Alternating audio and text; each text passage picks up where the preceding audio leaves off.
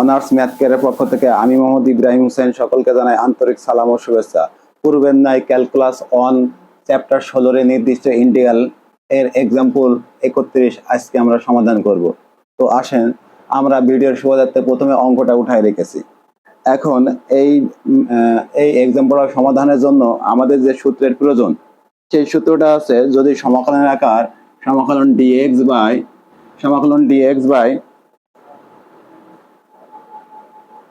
a plus b cos x দুই সমাকলন dx by a plus b sin x অথবা সমাকলন dx by a cos x plus b sin x এই তিনটি আকারে থাকলে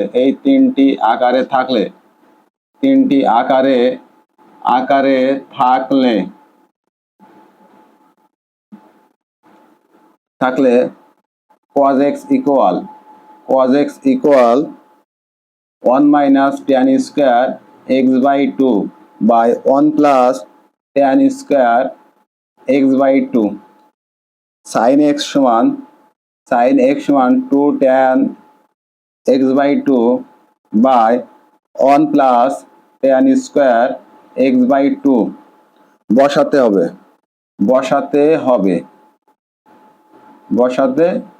হবে বা tan x by 2 বসিয়ে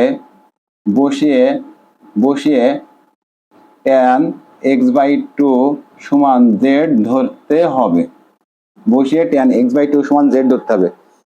যদি সমাকলনের আকার dx by a cos a plus b cos x অথবা সমাকলন dx by a plus b sin x অথবা সমাকলন dx by a cos x plus b sin x এই তিনটি আকারে যদি থাকে, cos x সমান 1 minus tan square x by 2 by 1 plus tan square x by 2, sin x সমান 2 tan x by 2 1 plus tan square x by 2 বসে tan x by 2 সমান z ধরতে হবে। z ধরে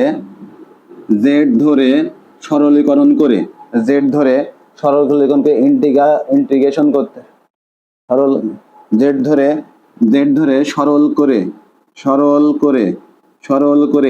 ইন্টিগ্রেশন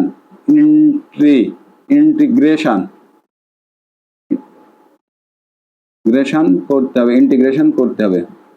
তাহলে কি হলো যে সমাকলন যদি সমাকলন dx by a plus b cos x সমাকলন dx by a plus b sin x সমাকলন dx by a cos x plus b sin x তিনটি আকারে থাকলে cos x সমান 1 minus tan x by 2 1 plus tan square x by 2 sin x থাকলে 2 tan x by 2 1 plus tan square x by 2 বসিয়ে tan x by 2 সমান z ধরে সরল করে ইন্টিগ্রেশন করতে হবে। তা দেখেন আমাদের এখানে যে অঙ্কটা আছে 0 থেকে pi by 2 dx by 5 plus 3 cos অর্থাৎ a plus b cos x এই আকারে আছে।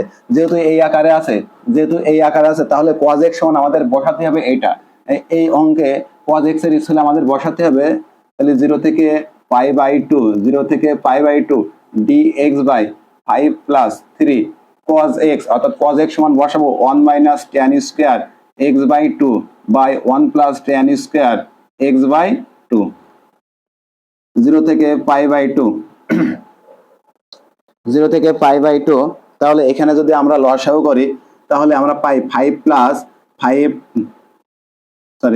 dx by 5 1 plus tan square x by 2 plus 3 into 1 minus tan square x by 2 by 1 plus tan square x by 2 তাহলে এখান থেকে আমরা পাই 0 থেকে pi by 2 dx by 5 plus 5 tan square x by 2 plus 3 minus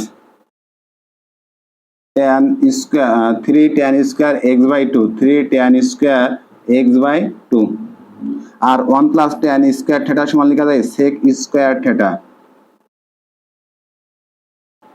তাহলে এখান থেকে আমরা পরবর্তী লাইন পাই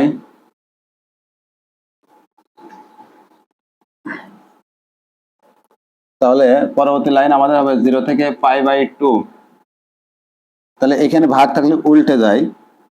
আচ্ছা আরেকটা লাইন আমরা করি 5 আর 3 8, 8 প্লাস 5 আর 3 তাহলে 2, 2 tan square x by 2 by sec square x by 2। তাহলে এখান থেকে আমরা পাই 0 থেকে পাই বাই 2 sec স্কয়ার, যদি আমরা sec square x by 2 dx by 8 plus 2 tan square x by 2।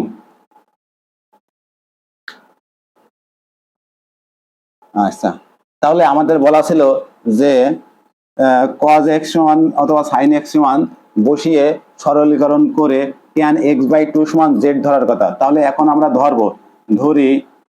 ধরি এরপরে আমাদের কথা ছিল tan x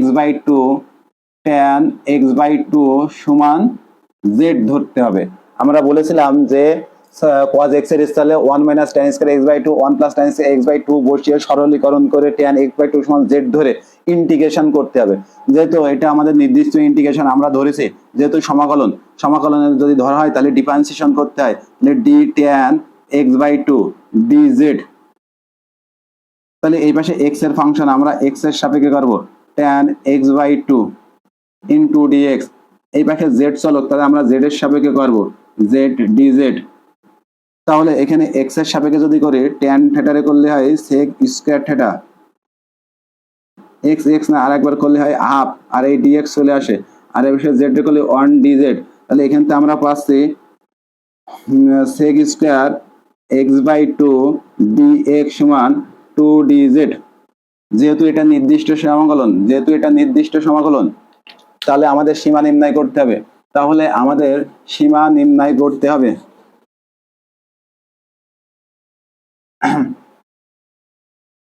তাহলে আমরা এখানে সীমা নির্ণয় করি, এইটা এর নিচেই হবে, যেহেতু আমাদের এখানে জায়গার স্বল্পতা আছে সেই কারণে আমরা এখানে দেখাচ্ছি। তাহলে আমাদের এখানে সীমা ছিল x এর, এখন আমরা সীমা বের করব z এর, কারণ x কে আমরা z চলকে কনভার্ট করেছি। তাহলে এখন আমরা এখানে x এর সীমা ছিল কত পাই বাই 2 আর x এর সীমা ছিল কত 0। তাহলে এখানে x এর জায়গায় যদি পাই বাই 2 বসাই তাহলে আমরা পাই tan পাই বাই 4 সমান z। tan 45 এর মান 1, তাহলে z সমান আমরা পাই 1। তাহলে z সমান আমরা পাই 1। যদি এখানে x এর জায়গায় যদি 0 বসাই তাহলে tan আমরা পাই tan 0 বাই 2 সমান z, অর্থাৎ tan 0 সমান z। tan 0 এর মান 0, তাহলে আমরা পাই z এর মান 0। আচ্ছা, তাহলে ইনশাআল্লাহ আপনারা এখান থেকে সীমা নির্ণয় করা বুঝতে পেরেছেন। তাহলে এখন আমরা এখান থেকে অতএব আমরা কি লিখতে পারি? অতএব আমরা লিখতে পারি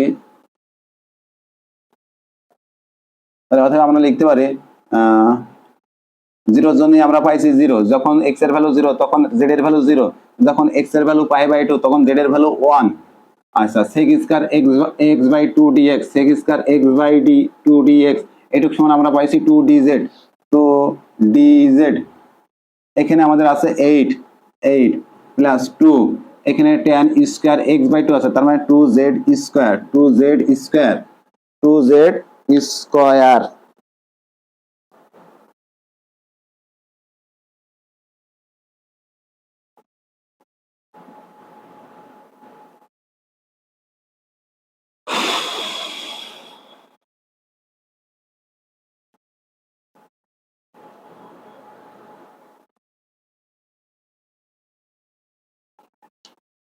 তাহলে এখান থেকে আমরা লিখতে পারি 0 থেকে 1 2 dz। এখান থেকে যদি আমরা 2 কমন নিই তাহলে তাই 4 plus z square, 4 plus z 2 কেটে যায়, তাহলে থাকে 0 থেকে 1 dz by 4 plus z square. তাহলে এখান থেকে আমরা পাই 0 থেকে 1 dz বাই 2 স্কয়ার প্লাস এটা আমরা লিখতে পারি z স্কয়ার। অর্থাৎ আমাদের সমাকলনের সূত্র আছে, সমাকলন dx by x square plus a square অথবা dx by a square plus যদি x স্কয়ার আকারে হয়, এটার সমাকলন করলে 1 by a tan inverse x by a plus c। সূত্র হচ্ছে এটা। তাহলে এই সূত্র অনুসারে এখানে যদি লিখি 1 বাই a বলতে আমাদের 2, tan ইনভার্স x বলতে আমাদের z বাই a বলতে হচ্ছে 2। এখন সীমা ছিল কত 0 থেকে 1, তাহলে 0 থেকে 1।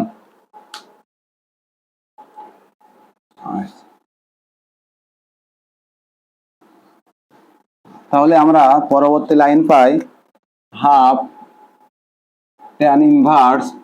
এখন আমরা এখানে z এর ভ্যালু বসাবো, আপার limit tan inverse half minus tan inverse 0 half.